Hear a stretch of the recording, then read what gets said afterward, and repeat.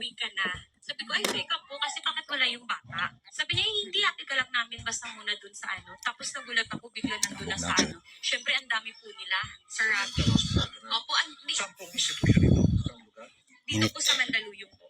Biniyahe ka from Cavite. Yes po. Papunta din sa Yes Mandaluyong. po. Po, Pagdating mo doon sa... wala pong kumausap sa akin. Sinabi nung barangay chairman po ako, ganito, ganyan siya magsalita eh. Barangay chairman po ako, ito po yung hindi ko alam, yung mga DSWD na hindi ko, kasi hindi ko nakita yun. Hindi ko kayo pumala. Hindi kayo nagsabi na, teka muna, matino ako, wala akong Opo, problema. teka lang po, sino pong pwede kong makausap? Sabi po ni Benamin Depi, huwag niyo po siyang kausapin.